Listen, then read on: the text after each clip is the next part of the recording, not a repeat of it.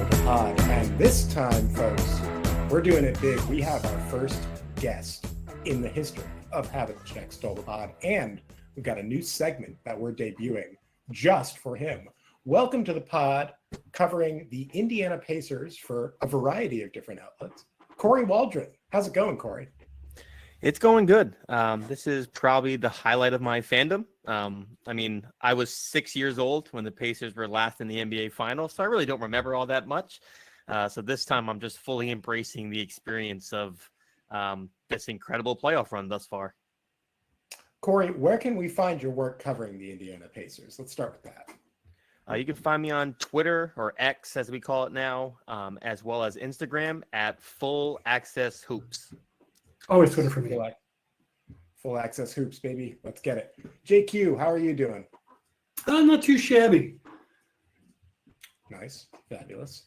It's lovely here in Brooklyn, New York. Beautiful 74-degree day. I'm having a good time despite our beloved Boston Celtics being eliminated. But here we are. The local populace is not exactly thrilled about their basketball outcomes either, so we can empathize with that. We got a little bit of news that we're going to get into first, and then we are going to spend the majority of this pod looking at the Indiana Pacers, their incredible finals run, and what we can expect from that. Before we do that, it is the Celtics Lab pod. We're going to start with no, that's the Celtics Lab pod. It's the Havlicek Stole the Pod. We're getting there. We're getting there. We'll have it hard. Yep, and we're going to talk about the Boston Celtics news first. The biggest news for the Celtics is that Austin Ainge, the assistant GM to Brad Stevens, was recently poached by his dad, Danny Ainge, to go work on the Utah Jazz as the president of basketball operations per Shams. For the Boston Celtics, that means that their current front office is now Brad Stevens is the president of basketball operations, Mike Zarin holding down the vice president of basketball operations slot, as well as assistant GM Dave Lewin. Per Adam Himmelsbach, our guy, there is no immediate plan to replace Austin. JQ, let's start with you. How does the departure of Austin Ainge to the Jazz affect the Boston Celtics front office and their plans going forward? For starters, who can we look at as a possible replacement, if anyone? Well, I was thinking, and I might be jumping the gun here based on the expressed desires of this person to continue playing basketball. But if Al Horford needs another job, that would be a great place to start. Wow, that's a deep cut. I like it. Okay, Al Horford, potential GM. I think of him more as assistant GM. Maybe they raise Lewin, and he's got to get his feet wet first. But that's really interesting to me. I think I would like Al Horford to be on the court for the Boston Celtics next year. But player assistant GM, it's never happened before. Who's to say it couldn't happen now? Kory, I'll swing this one to you. What can we expect from the Utah Jazz bringing in Austin Ainge? I know you're not a Jazz guy per se, but what are your thoughts on this move generally? If I had to give it some analysis, I would say it feels like Danny Ainge is just solidifying more and more that this is his place to be, and he's going to start building a culture similar to that he did in Boston before he left. So I think now he's just getting his people, and obviously this one's a little bit closer to home, if you will, but he's just getting people that he trusts and likes within around him. And it's not like the Jazz are in a terrible spot right now. So they're just looking to try to build some sort of culture moving forward. So I think for Danny, it's just simply bringing in guys that he trusts. And obviously I would assume that he trusts his son a decent amount. Yeah. For what it's worth, Austin, I think, did a pretty decent job as a Boston Celtics assistant GM. In particular, I think he was pretty involved in some solid draft hits for the Celtics. That's kind of where he made his hay. And so, Utah's going to have some pretty valuable picks coming up in all likelihood. And with the possibility of making some deals to acquire more picks, they're going to need guys in the room who know the draft pretty well. I think Austin is probably a pretty good hire for that. Getting into some other potential transaction stuff, we saw a tweet that suggested that there was mutual interest between Giannis Antetokounmpo and the Toronto Raptors. This was aggregated, I believe, from an article. I don't remember exactly where. Toronto Star, I believe. Yeah, Toronto Star, which might have been aggregated from a different article. Kory, we'll go to you first. question one, do you buy it at all? Giannis Antetokounmpo to the Raptors as a possible move. Second question, if that does happen, how would that affect the Eastern Conference and your Pacers in the hierarchy going forward? I think there's probably some truth to it. It does feel like the last several years, the Raptors have been one of the teams that have constantly put their names in the hat for Antetokounmpo. Also, I think if you're Antetokounmpo, there is something about possibly being not just the face of a team, but you're the face of the only team for the country that plays in the NBA. I think that does hold some sort of weight for a person like Giannis all of his career in a small market. And if he was to look to go elsewhere, perhaps that type of market where it's all Giannis for the entire country might have some sort of resonate with him. In terms of the rest of that, Raptors team, of course, they did get RJ Barrett. Of course, they do have Emmanuel Quickly. They did bring in Brandon Ingram, which was a little bit of an odd trade, in my opinion, after getting rid of OG and Siakam just a year prior. It doesn't necessarily feel like there's a ton of cohesiveness with that roster right now, so I'm not overly worried. Although what I will say is, and you guys know this best, having two guys like Jaylen Brown and Jason Tatum, this is a league of wings. The Raptors certainly do have a lot of wings on that roster, and if you do throw Antetokounmpo in, you could make a pretty interesting team, especially if Antetokounmpo kind of goes more to like a small ball five, if you will. Not sure how much willingness he would have to, play that for a duration of a season. But I'm not overly concerned with the Raptors still. I still think they have a couple more moves to really get this thing together. But they definitely have a lot of young pieces, which could move maybe even a trade to kind of consolidate more. JQ, what do you think about this potential Giannis to the Raptors move? Do you think it's a good move, bad move, medium move? What do you think? I mean, I think it'd be a fantastic move for the Raptors. I'm just not sure that they're going to have the horses to compete with some of the other offers out there. We could possibly talk about one of them shortly. But it was weird because I did check it was the Toronto Star. It was in a Q&A from Mailbag kind of an article with the author whose name is escaping me right now. Good job on the notes, Justin. It seemed very casual, the way he just put it out there, like there's mutual interest. He just moved right along and did not explore it or anything. So I'm hesitant to put a lot of stock in it, but it's something to keep an eye on.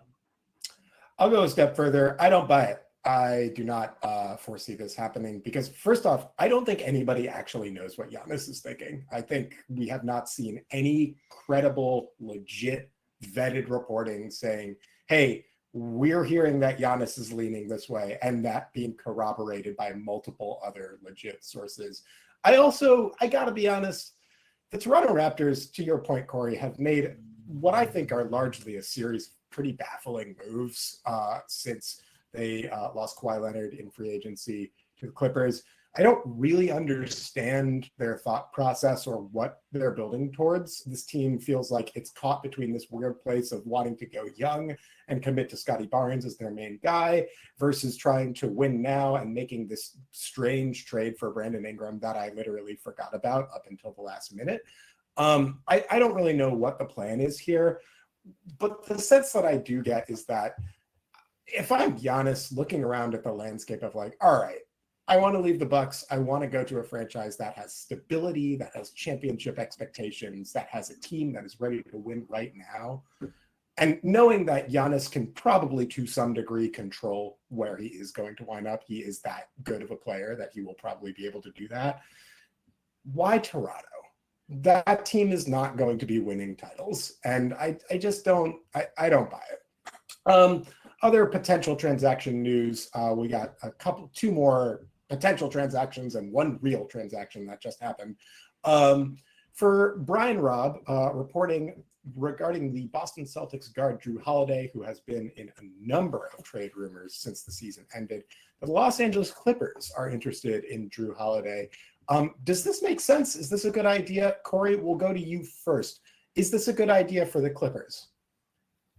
I mean, it kind of fits the identity they're building, right? I mean, they want to be really defensive minded. That surely would fit the mold.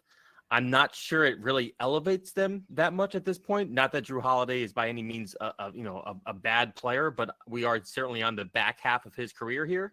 So I don't know how much he actually raises the ceiling. And I would also be a little bit worried if I'm the Clippers, because now you're kind of putting a lot of eggs in the basket of, Kawhi's up there, hasn't really been able to stay healthy. James Harden's getting up there in age. Now you're adding Drew Holiday. Just feels like we're kind of going to a really older guard lineup. But again, they could be really scary defensively, but I just don't know if that actually elevates them to where they hope to be. But that's kind of been the MO for the Clippers the last, decade. They're just kind of right below being those actual true contenders, and maybe health is the biggest issue for that. I think it would help the Celtics, because you guys obviously are going to have some money issues, or possible money issues coming up. But I don't necessarily think I see a great pairing for that being long-term successful for the Clippers. JQ, for the Boston Celtics, Drew Holiday to the Los Angeles Clippers. First off, let's start with this. Who would they even be looking at bringing back? And is this a good idea? I mean, we talked about Bogdanovich, maybe Chris Dunn before we started this. And something like that would be the package, I think. They need to be shedding money in any deal, or be able to shed money in any deal that they do. It would possibly also involve other teams for that reason. They would be getting older on the Clippers side of the thing, but you also have to consider they are also dealing with the same cap environment and the limited ability to add players that they have that would actually impact them. I mean, younger, cheaper players, you're not getting them very cheaply, and they don't have a lot of assets to work with to begin with. So there might be some wisdom in lining up the ages and contracts of these players, so that way when both Kawhi and Drew come off the books, it's time to rebuild. Yeah, I can see the argument for trading for Drew from the Clippers perspective, both because I think that defensive aspect, being able to throw Kawhi Leonard, Ivica Zubac, and Drew Holiday out there in the same lineup seems awful. That seems like it would be a terrible time for anybody who is trying to score on that team.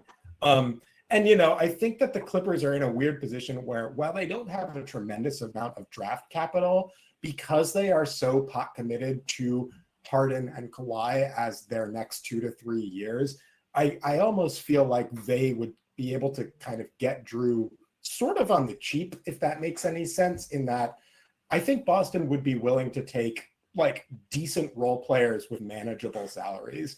I don't think you're going to be, if you're the Celtics, looking at Ivica Zubac or Norman Powell coming back in this trade. You're going to be looking at, like I said, a Bogdanovich, a Chris Dunn, maybe a Derek Jones, something like that. I don't even think this would necessarily be a trade that would involve picks from either side.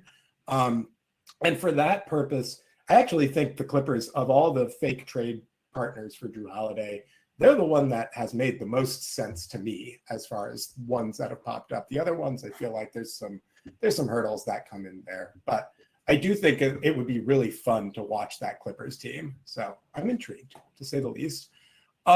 Another Boston Celtics potential move. Tim Bontemps mentioned that Al Horford could possibly roll over down south by about 4 hours to the New York Knickerbockers. Kory, I'll start with you here. You seem to be shaking your head. Do you think Al Horford will be suiting up at MSG next year? No, but first let me say also, I think you guys know I'm a big Florida Gators fan, so I've been a big Al Horford fan since those back-to-back Gator runs. So I've watched his entire career, and I didn't like the Philadelphia 76ers era of Al Horford, and I would really hope it doesn't end with the New York Knicks. I hope that he stays with Boston. I have a feeling that he doesn't want to leave Boston either. I don't feel like he ever wanted to leave Boston in the first place when he left originally. So I would say that this is going to remain in Boston. If he goes anywhere, it might be to the front office, as you guys mentioned earlier. I don't think this is going to be him going to New York, which, again, they have their own baggage, and they're trying to obviously get over the hump because they finally made the Eastern Conference Finals. I don't think Horford's a part of that future for them. I just don't see it personally. JQ, I'm going to put you on the challenge spot here. Al Horford is not playing for the Boston Celtics next year, but he is playing NBA basketball. Where would he even go? The only place I could think of that really makes sense, I mean, you could say the Lakers, right? But, I mean, we saw, what happened. This is another reason why I think the Knicks is a ridiculous idea. What happened when you leave the team for a rival with Ray Allen, right? You you lose a lot of the luster and goodwill that you bring up. I think that Al Horford, for most of his fans, would understand the situation of him wanting to continue to play basketball, Boston's cap crunch, and all of that stuff. But there will always be that vocal aspect of any fan base. And they might be wrong, they might be, misguided, but they will be out there and they will be yelling, just something to avoid, right? So if I were to pick someplace that made sense to me, it would be very close to where he went to school in Michigan, the Detroit Pistons.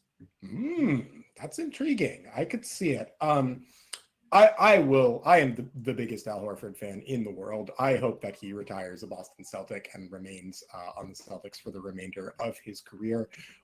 I will say, Al Horford would solve a lot of problems for this Knicks team. And I think just purely from a basketball perspective, not talking a culture, not talking fan love, not talking anything like that, just purely from, is he going to be able to help the Knicks win more games?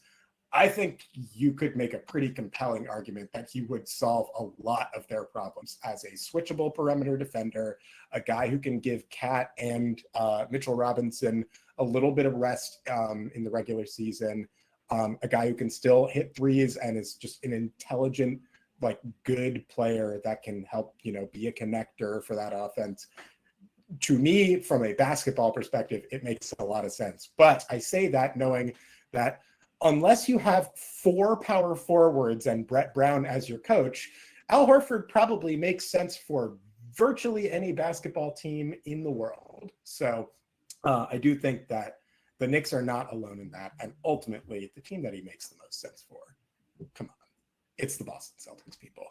Speaking of New York, the New York Knicks made some moves today. They canned Tom Thibodeau, tossed him out into the street. And they will be looking for a new head coach next year after Kory's Pacers dispatched the Knicks in 6 games in the Eastern Conference Finals. Kory, do you think Tom Thibodeau deserved to be fired for the Knicks after that performance? I mean, no. If we're being honest, what has he truly done that deserves to be fired? But this is the issue with the NBA, or actually most sport leagues. The first person we look to as the fall guy has to be the coach. I'm not sure how you can see the growing success of the Knicks finally get to the Eastern Conference Finals for the first time in 25 years. And, obviously I really liked how game 1 turned out, but if that game 1 turns out any other way, are we even having this conversation here? Probably not. Obviously I know that some articles I've read today that there were several times throughout the season where there were, I'm not going to say locker room dysfunction, but there was definitely some testier moments between some players like Bridges saying we should probably be using the bench more. And we know Tom Thibodeau is one of those guys who really loves to play his starters. He wants those guys to play those 40 plus minutes. We saw the success that they finally had later on in the Pacers series when they started using guys like Landry Shamet and Delon Wright. We saw them actually finding some success. So Tibbs is a great regular season coach. And I do think some of his philosophies fall short come playoff time. But do I think he deserved to be fired after finally getting the Knicks to the farthest point they've been in 25 years? No. But again, who am I to truly say if a coach has possibly lost the locker room? But also, when you make a dramatic trade like trading Julius Randle for Karl-Anthony Towns at the start of a season, it is already going to give your team more hurdles, some continuity issues when you're trying to put in a superstar or a star player like Towns to the mix. So I think this was a pretty challenging year for Thibodeau, I would say. And he's still got the Knicks 3 wins away from the NBA Finals. Or 2 wins away, from the NBA Finals. So, no, I don't think it was necessarily warranted. But the Knicks and New York fans in general have the patience that runs very, very thin. JQ, who could the Knicks even be looking at as a possible replacement for Tom Thibodeau? There's not that many guys out there, are there? No, I mean, you floated in a conversation we had recently the idea of Mike Malone. To me, he seems too similar, right? You were hinting at that also. Their styles are very old school. I mean, maybe he doesn't ignore the bench as much, but he does like his players, and he does have a very similar, shall we say, bedside attitude. Taylor Jenkins might be an interesting zag to go in a very different direction, seeing as he is currently potentially looking for a job. I mean, I don't know if he wants to get back in the NBA after what he just went through immediately. Maybe he wants to take a season off, but if he doesn't, you'd be hard pressed to find a better franchise to jump on and helm immediately. I don't really understand why you would make this move now after not getting at least one more season. But, James Dolan is as good a reason as any.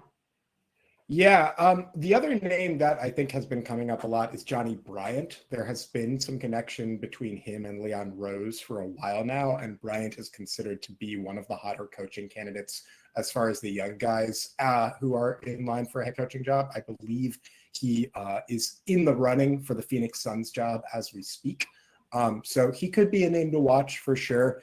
With Malone, I think it is a similar thing.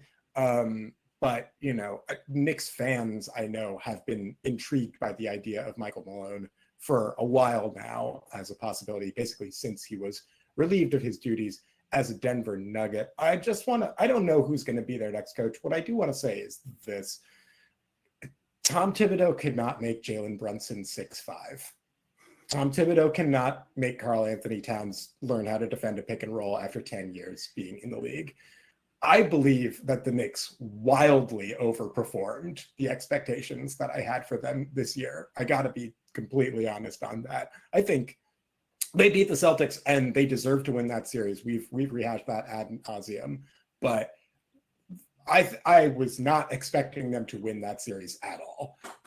So to me, this decision does not make a tremendous amount of sense. And it feels like a front office that is operating from a reactionary place rather than a proactive place.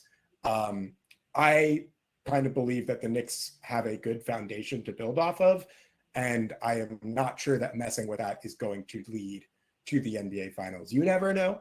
The Boston Celtics famously got rid of their coach and then 2 years later won the NBA title. So anything can happen. But this move is a little confusing to me. Let's close out the news with this. The most important news of all of this: the Indiana Pacers beat the New York Knicks. That's why we're having this conversation. They're in the NBA Finals, and they're playing the Oklahoma City Thunder. So, Kory, you've been covering the Indiana Pacers for a while now. I'll start with this. First off, did you believe that this team was going to make the finals to start this year? So I didn't think they were going to make the finals before I say anything. But I will say is there was a bunch of, before the season started, workouts that Pascal Siakam was recording where the entire team got together in early September and they were just running in the gym. And I had said on the post, no one sees this Pacers team coming. And I do stand by that because it felt like last year's Pacers team, they chalked it up as just a lucky stretch. Everyone was hurt. The Knicks were hurt, the Bucks were hurt, and then the Celtics put us in our place. And I will say, and you guys have said it, I believe, and multiple Celtics fans have said it, it wasn't a very easy series for the Celtics versus the Pacers. Those games were very closely contested, and I'm not saying the Pacers would have won, but I think it would have been a tougher series had Halliburton not gotten hurt in Game 2. So I think that changed the trajectory of that team. So then people can play they were the Hawks of 2021. It was a fluky run. So I'm not going to say I saw Eastern Conference Finals per se again, but I certainly thought this team was going to win right around 50 games, which they did.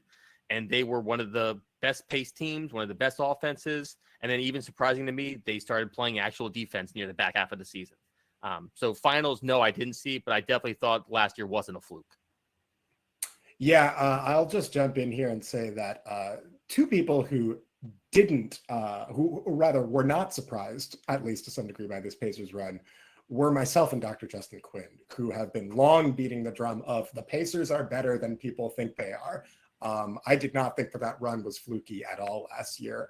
They played great basketball against the Celtics, and I do think it would have been a closer series if Halliburton stayed healthy. I still would have picked Boston to win, but that Pacers team was good last year, and they only have gotten better. I have long been a Nembhard believer. Siakam, I think, is a really good player. It sometimes struggles with specific matchups, such as Jaylen Brown. But I think overall, this Pacers team is really well constructed, and Rick Carlisle is just an excellent basketball coach. So the Pacers have, regardless of whether they surprise people or not, they're in the finals now. JQ, we'll go to you first. What can we expect from the Pacers, the reigning Eastern Conference champs, as they head into their matchup with the Oklahoma City Thunder? Oh boy, this is going to be interesting. One of the most interesting things to me about the Pacers, and the thing that really snuck up on me, as much as I believed in them on the offensive end of the ball, was this ability of them to defend at such a high level. I mean, when I started watching them towards the end of the season, just to like get caught up on what was going on with them, it was like I was watching almost a different team on that end of the court. They still could play the same way they did last season: frenetic, high speed, high energy, move the ball. But the defense, I mean, seeing like Nembhard shut down Brunson was just like, what am I watching? Where did this come from? I mean, before he couldn't defend like a traffic cone, honestly. What Rick Carlisle has gotten out of this team has really, really impressed me. And a lot of people, I think, are just writing off the Pacers in this series. And they are, to be very, very clear, deservedly underdogs based on what we're seeing from the Thunder. But I think they're going to surprise some people. And for me, I am going to be watching the turnovers in particular. Kory, what should we be watching for in the Indiana Pacers series against the Oklahoma City Thunders to cap off the final this year? I mean, turnovers, I think, Justin, is a great thing to watch. This is certainly going to be, the conflicting styles between the Pacers and Thunder. One team that's really defensive oriented can still get out and run, though, off steals and transition. And then the Pacers wanting to get out and run off of made baskets, if you will. So for the Pacers, I think it's how often can they get out and run? How much can they keep their pace up to a almost chaotic point? Because I do think if this game slows down and the Pacers are operating more in the half court, that is where the Thunder can expose them. Because, again, the Thunder do have multiple defenders to throw at, guys like Halliburton. I don't know if you guys looked into the stats between the first two matchups against the Thunder this year, but Lou Dort had Halliburton in hell for both those games. He was very ineffective. So for me, it's pretty much watching how the Pacers can execute enough to try to keep themselves out of those half-court pressures in which guys like Lou Dort and SGA and Alex Caruso are just flying around causing mayhem for these guards for the Pacers. I think it's a really good point. And as a secondary follow-up point, the thing that I am watching is who is going to emerge as the secondary scoring threat for Indiana. We know that Halliburton is going to be leading the dance. He's going to have to score in this series in order for the Pacers to have a chance, but he's going to need help as well. We've seen Miles Turner have really good performances and really not good performances as a secondary scorer. We've seen Andrew Nembhard get hot from time to time. We've seen Aaron Nesmith get going from three. Who is going to be that reliable second scoring option for Indy? Can Pascal Siakam get into the post, start working the foul game, getting to the free throw line, as he is often so very good at? That's going to be critical for Indy if they want to win this series. Halliburton cannot do it by himself. Nobody can do it by themselves against this Oklahoma City defense. And trying to do it by yourself is exactly what OKC is hoping for. Let's do some quick predictions, and then let's get into our next segment. JQ, I'm going with you first. For the series? Yeah. I'm going with Thunder in 6. All right, KW, you're up next. Like, do I have to go heart, brain? Which one should I use? I saw something the other day from somebody on Twitter, and it says sometimes you have to not be an analyst and just be a fan. So I'm going to say Pacers in 7. I'm just going to That's right, Kory. Let's go. Love it. To do it. I completely empathize with you as somebody who just picked the Celtics in every series, always. I think the Thunder are going to win this series in 5. I think that this is an all-time great historic defense, and the Thunder we're going to look back on this season and be like, oh yeah, of course the Thunder were going to win the title. They were the best team from wire to wire. But that's just me. We'll see. Maybe SGA melts down. Maybe Chet is exposed as having not read enough books or watched enough film to play the Pacers, and Rick Carlisle gets a second ring. Who knows? Yeah. Anyway, we're going to take a brief pause, and then we're going to debut a brand new segment here on Havlicek Stole the Pod. And here we go. All right, folks, brand new segment. We're going to do this every time that we have a guest on the pod going forward. Kory, you are the first ever guest on Havlicek Stole the Pod.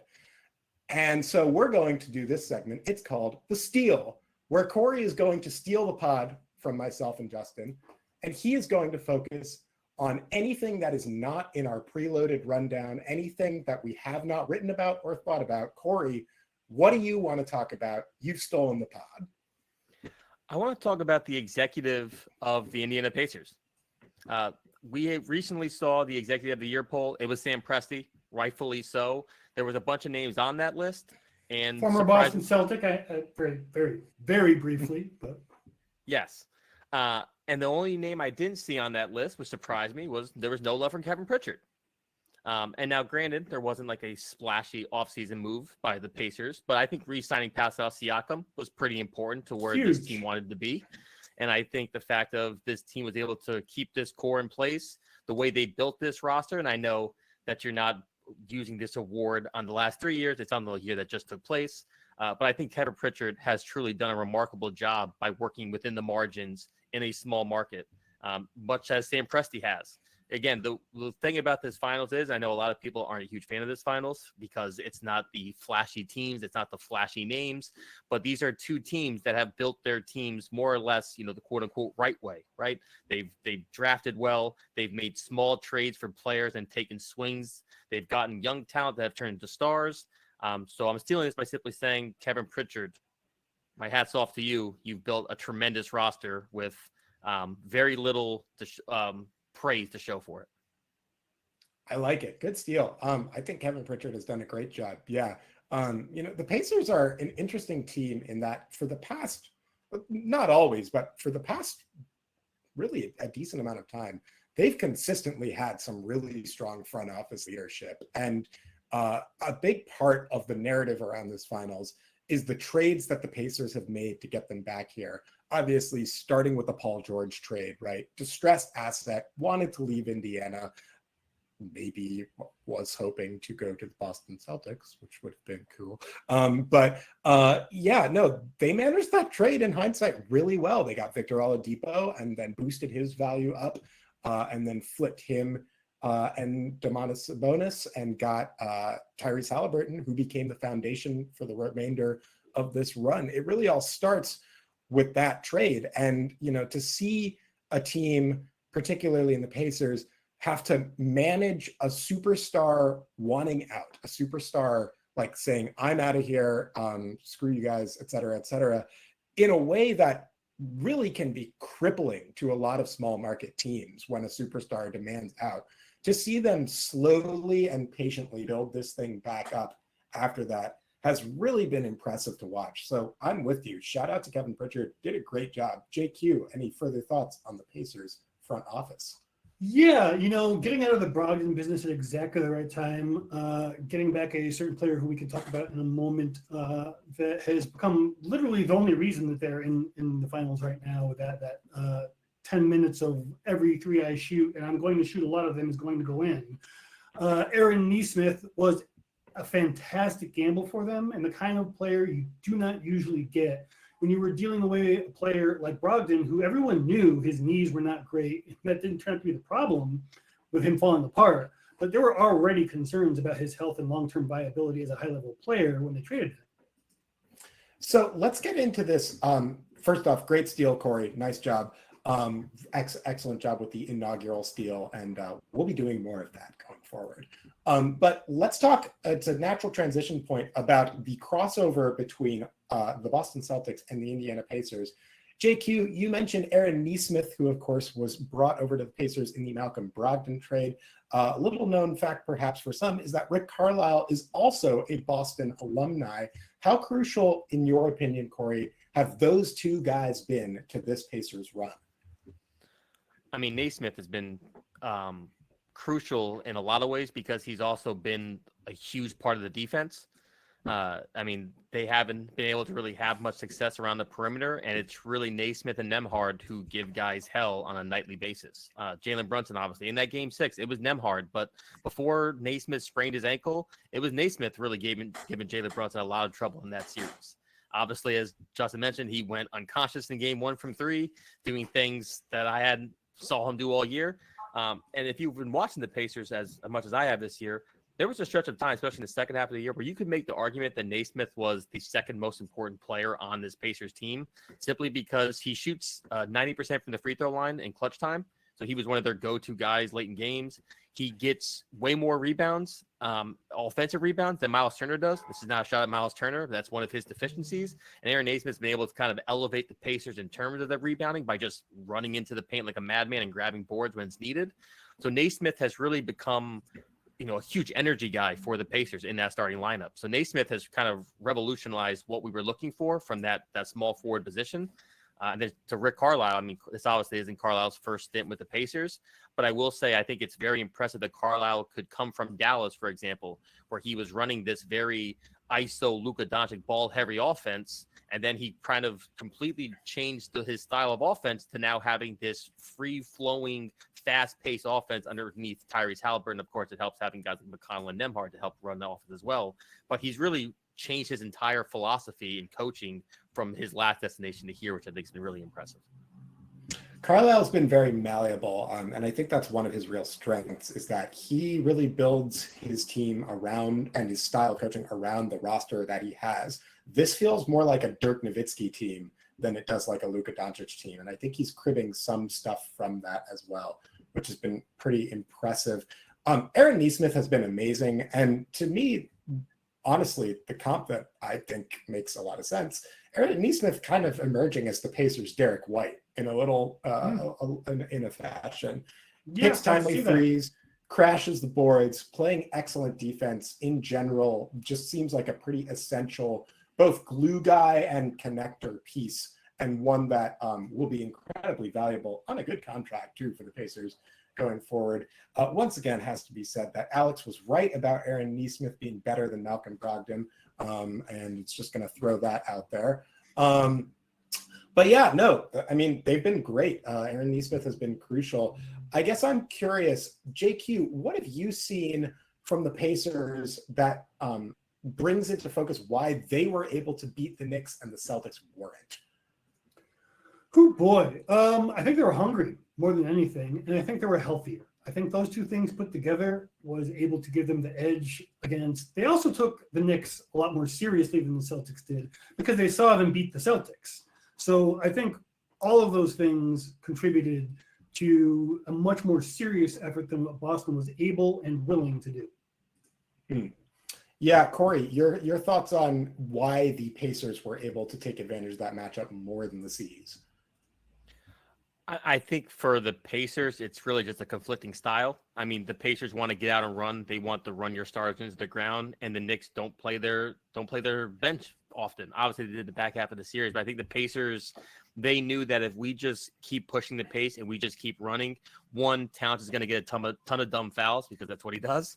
And if you have Brunson and Towns on the floor at the same time, there are plenty of guys to attack. And we just need to keep this pace up. And eventually these guys are going to get tired. They're probably going to win a game or two. And I think, honestly, for the Pacers, too, that game 3 where they blew that 20-point lead, I think that was needed for them in a sense because it was almost like a wake-up call of, like, again, kind of what happened to the Celtics. You can't, in the NBA nowadays, you can't take your foot off the gas. 20-point leads really don't mean anything unless it's the beginning of the fourth quarter. Teams are too good. They can score by too many threes and shoot a mass volume. And if you get hot, then all of a sudden these leads disappear in a matter of seconds. So I think the Pacers were able to just kind of keep that pace up. And I think them losing that game 3 just helped them kind of recenter. And then, of course, that, game 5 in New York, the NBA was never going to let them win that game, in my opinion. But that's a different conversation. That's good stuff. So we've talked a little bit about the Pacers' defensive improvement, which has been, I think, a huge part of their run and why they are in the finals. What else are people missing about this team, Kory, that allows them to perform at such a high level? It's really the offense by committing. I mean, this is a Pacers team where on nightly basis during the regular season, you were seeing 7, sometimes 8 guys scoring in double figures. So yes, obviously we're going to be looking at the guys like Halliburton and Siakam to lead the way, but it's the Pacers' ability to get offense from a variety of guys. And I know that this was the case in the middle of the Knicks series. I'm not sure if the numbers have dipped down, but even during this playoff run, the Pacers they were shooting 45%, I believe, as a team from 3 for most of this playoff run. It might have dipped a little bit in the back half of that Knicks series. but this team shoots threes at a very high volume, and everyone on this team can shoot. Even guys like Obi Toppin, who before the Pacers wasn't a very good three-point shooter. TJ McConnell, the Knicks were daring him to shoot threes. Well, if you're going to give any NBA player 10 feet to shoot a three, unless they're Russell Westbrook, they're probably going to still hit the three-point shot. So I think for the Pacers, it's the fact that they can get offense from almost anyone on this roster, and they can go down to a Ben Shepherd if Benedict Mathurin is unplayable. I think that type of versatility and the amount of guys who can score offense helps because, yes, for the Knicks example, they can go onto their bench, they can bring guys out like Delon Wright. Well, Delon Wright can't really score. So it helps you defensively, but if you're not having guys who can also put the ball in the hoop, that hurts you. And that's a benefit of the Pacers is there are no guys on this team who can't score. Yeah, I think that was a critical part of it, and one that I was definitely noticing as that series against the Knicks progressed. Like we saw Jarris Walker pop out there and have some good run. We saw Ben Shepherd pop out and have some good run. This Pacers team is really deep, and I think the two things that stand out about both of our conference winners here is they're playing 10, 11 guys throughout these series, and it really is a complete platoon next man up mentality for both of these teams. Speaking of next man up, so obviously the Pacers are a little dinged, as all teams are when it comes to health stuff at this point in the season. Aaron Nesmith's ankle is a big part of the storyline heading into this series, as well as Jarris Walker's injury. Do we have any updates on the health of the Indiana Pacers for those guys and others heading into this series? Yeah, so Walker is for sure missing the first two games. They already said that he's going to miss the first two games, which hurts because obviously the Pacers' big men have not been able to stay healthy. They lost Isaiah Jackson and James Wiseman in the first week of the season to torn Achilles. Then they've kind of patched this center up with Thomas Bryant, who got benched in the first half of that Knicks series after playing really bad. Then they brought in Tony Bradley, and I believe Tony Bradley has a sprained ankle himself, so I don't even know if he's going to be healthy enough for game one. And then Nesmith, played well in game 6, but in game 5, he only played 13 minutes because his ankle was very stiff. So that element, I mean, nowadays, they're going to probably put a cortisone shot in and try to loosen him up before the game. But, luckily they had, 5 days off before this game one on Thursday. I think that helps Nesmith a little bit. But they're going to have to, again, try to find out how to do this by committee, because they just don't have those kind of big bodies, which is a point of weakness with this Thunder team that does have some size to them. Yeah, speaking of size for the Oklahoma City Thunder, one of the things that they have been kind of running on and off again this year has been the double big lineup with Chet and Isaiah Hartenstein, which is frankly brutal. It's just really, really hard to stop that amount of front court size. Obviously, Miles Turner has played for the most part quite well. And, in general, I think he's held his own against some pretty tough competition. The Knicks were also running double bigs. But I guess I'm curious, the Pacers are the smaller team heading into this. What are we looking at as far as the front court matchup against the Oklahoma City Thunder? What do we need from the Pacers in order to make that matchup competitive? I mean, Miles Turner only averaged, I think, 4 rebounds or 3 rebounds per game against the Knicks. That can't happen this series. Now, obviously, he faces the same type of dilemma in the fact of, it's not Mitchell Robinson and Karl-Anthony Towns. Now it's Isaiah Hartenstein and it's Chet Holmgren. So, offensively, it's about pulling those guys out. Obviously, with Hartenstein, Turner does have the ability to pull them away from the basket, which should help on the offensive end, and on some of the offensive glass numbers hopefully will be better. But honestly, there is not a clear-cut way for them to win this battle on the glass. The Thunder are probably going to dominate that way, but how do you try to negate that? Well, if you shoot 55% from the field or 60% from the field, there aren't as many rebounds. I honestly don't know necessarily how they're going to get through this.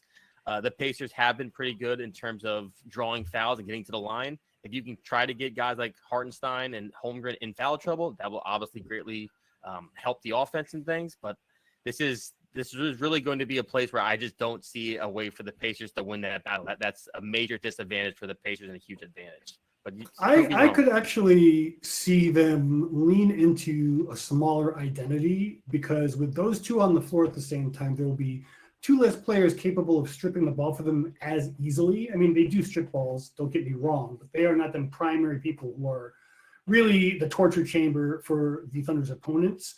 So if they can stay small, if Siakam can not turn into a hurricane near the basket, and they run him as the center, they run Obi Toppin as a backup center. As long as they have those guys on the floor, I think something like that can happen, because when they're getting to the cup and they are scoring in transition, now, granted, we are talking about the best transition defense in the playoffs, and I think maybe the regular season as well. But if they can remain a team that turns the ball over very little, that I think is the path to combating that particular lineup. That said, when they switch back out of it to a smaller lineup, then we have a whole new set of problems. I mean, one of the things that has made Oklahoma City so great this year is their lineup versatility. They can go big, they can go small. They can throw Jalen Williams out there and say, we're going to toss Shai Gilgeous-Alexander, Lou Dort, the other Jalen Williams, and Alex Caruso. And that's going to be the most dangerous defensive small ball lineup in the league. Have fun. Regarding the transition point, because I think that's critical for this matchup, the Thunder have been the best transition defense all year, and the Pacers live in transition. So in a world, Kory, where the Oklahoma City Thunder are able to bottle up some of the Pacers transition game, what are the Pacers going to do to get some offense?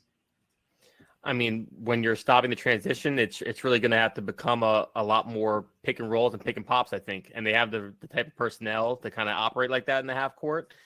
They do a very good job of having guys constantly moving, not the same like a Curry who is constantly moving, but they do have quite a few weapons who can continuously move. And I think that will be their next point of attack when eventually in time, the Thunder slow this game down to a half court set.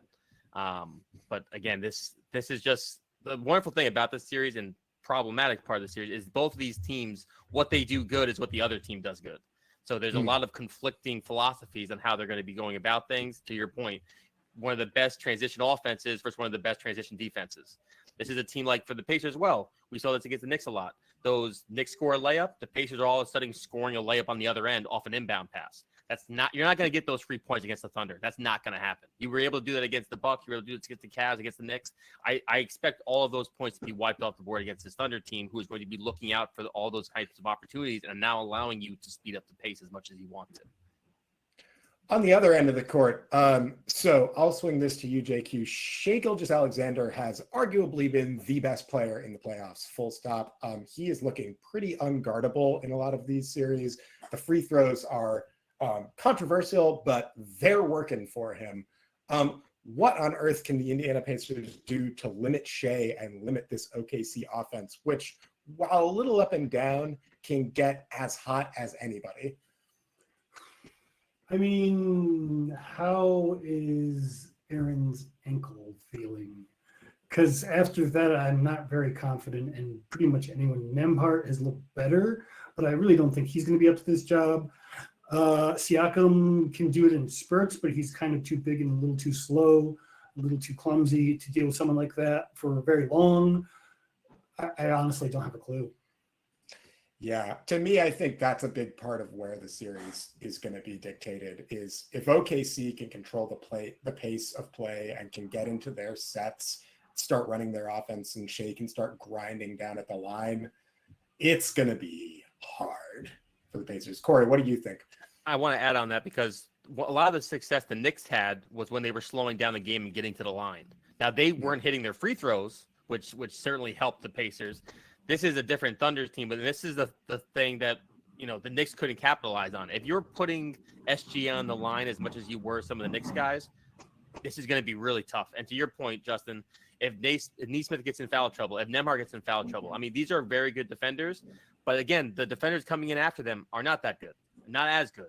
Ben Shepherd had a couple nice stretches on Brunson, but Brunson was pretty much eating Shepherd alive for a lot of that series. So if this becomes a foul game, and it's likely going to become that because that's why SGA is so good, is he can beat you from anywhere on the court. The 3-point shot is what you want SGA to take, but everything within, that 16-foot range, he's automatic, and he is just great at drawing contact. So if he's living at the line, slowing down the pace, that is the recipe for disaster for the Pacers. All right, we got 3 more questions, and then we're going to get out of here. First off, with the Pacers, they're going to be heading into a super high-pressure finals series. We don't know if they're going to win. We don't know if they're going to lose. regardless, they are going to have an offseason at some point. Obviously, Miles Turner has been surviving the trade deadline for seemingly a decade at this point. And at some point, the Pacers are going to have to extend him or figure out what to do next. What does this Pacers offseason hold for us, regardless of the outcome here, Kory? Well, I'm not sure if you guys saw, but apparently they're open to going to the luxury tax. Apparently, for the first time in a long time, Herb Simons is prepared to open up that Pandora box, if you will. And from all signs, it sounds like Miles Turner is going to remain a Pacer. He had a very nice speech after they won the Eastern Conference Finals, talking about his 10 years there. He's obviously the longest tenured Pacer I've seen in my lifetime. And I think outside of that move, you may see some smaller consolidating. Like, I think Benedict Mathurin probably gets traded this offseason.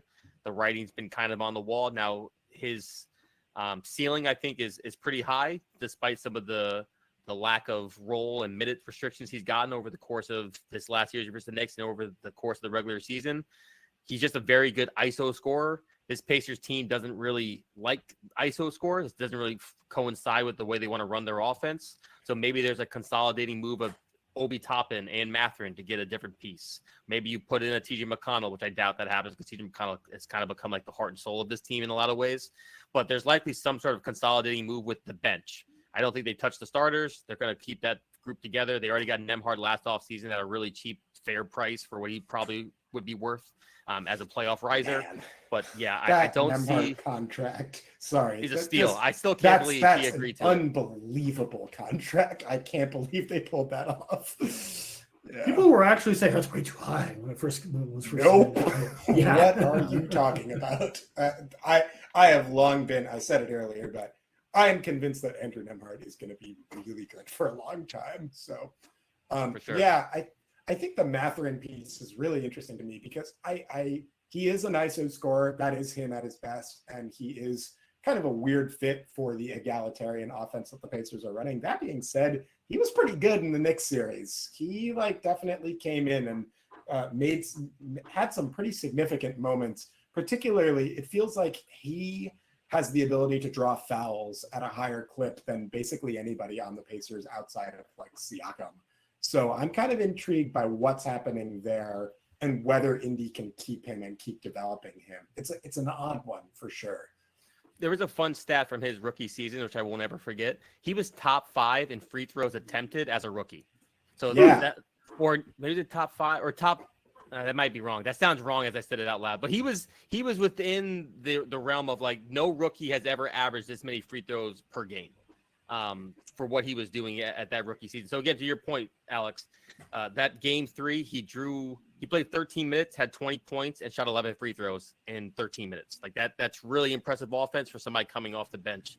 So yes, he can score in buckets, and there's definitely some usefulness to him. I just don't know, especially with Carlisle. I don't think, because of the way he kind of falls off defensively, he's not a great defender, picks up some dumb fouls. I just don't know if they'll to keep him past next year, where they're going to have to then extend him next offseason. It's an interesting question. All right, well, we'll wrap things up here. We got 2 more questions for you. First, one more for the Pacers and for the NBA Finals. We made our predictions earlier, but let's flip it. What do the Pacers have to do to win this series? In a world where Indy guts it out and pulls off what many thought would be impossible, and they're raising the Larry O'Brien trophy, and Tyrese Halliburton is, showering in the confetti. What has happened in order to make the Pacers win this series? They're winning the turnover battle by a large margin, and they're not getting killed on the offensive glass. There's no second chance points. The Pacers have to play almost a perfect brand of basketball to beat the Thunder. So it's very little turnovers, and it's not giving the Thunder second chances. JQ, what do you think? What has to happen for Indy to win this series? I mean, the perfect brand of basketball is really what it has to be, because that's what the Thunder force you to do, right? So if it were to happen, then all the little immature mistakes, and we saw a fair amount of them in the Knicks series, those have to be eliminated. There can't be showboating. There can't be any of that kind of thing where your attention is, even for a second, anywhere but what is happening in the game or what is going to happen next. I love the choke signs from Halliburton and the bravado from the players, but really they just have to be immediately focused on the next play all the time through all the games. Otherwise, it's just not going to happen. For me, the path for the Pacers is flipping the script. All season and into the postseason, we have talked about how the Oklahoma City Thunder are incredible at getting to the free throw line and drawing fouls. But the Oklahoma City Thunder also foul a lot in the process, and they bank on the fact that they have 11 guys that they can play and will gut through those fouls. Flip the script. Tyrese Halliburton, you got to be the best player in this series. You got to drive the boat, and you have to get to the line a lot. You have to flip the script on Shai Gilgeous-Alexander and make him be the one facing the defensive pressure and fouling you. That's where it starts. On top of that, Siakam has to be great. He has to be great every single night. He can't afford to have one of those Pascal Siakam has only taken 5 shots type of games. That's not going to work against this Thunder team. He has to demand the ball. He has to be efficient and effective with it, whether it's shooting, passing, rebounding, and he has to hold up defensively because he's going to be the primary option on Shai Gilgeous-Alexander at a certain point in this series, and that's going to get tight.